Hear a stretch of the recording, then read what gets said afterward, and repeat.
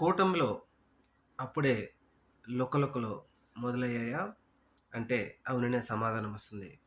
విషయం ఏంటంటే, తిరువూరు ఎమ్మెల్యే కొలికపూడి శ్రీనివాసరావు మీద తిరువూరు జనసేన నియోజకవర్గ సమన్వయకర్త శ్రీనివాసరావు ఆరోపణలు చేస్తూ ఆమరణ నిరాకరణ దీక్ష చేస్తున్నారు. కొలికపూడి శ్రీనివాసరావు విజయం కోసం కూటమి పార్టీలందరం కష్టపడి పనిచేస్తే, ఇప్పుడు శ్రీనివాసరావు అధికారంలోకి వచ్చిన తర్వాత మా అందరి మీద కక్షపూరితమైనటువంటి చర్యలు చేస్తూ ఉన్నారు.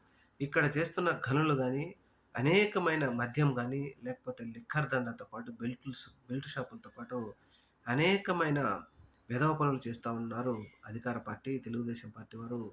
కూటమి కూటమి ఎమ్మెల్యే చేస్తున్న వ్యవహారాల మీద గనక విచారణ జరిపించకపోతే ఆమరణ నిరాహార దీక్ష చేస్తాను అంటున్న తిరువూరు నియోజకవర్గ జనసేన సమన్వయకర్త శ్రీనివాసరావు.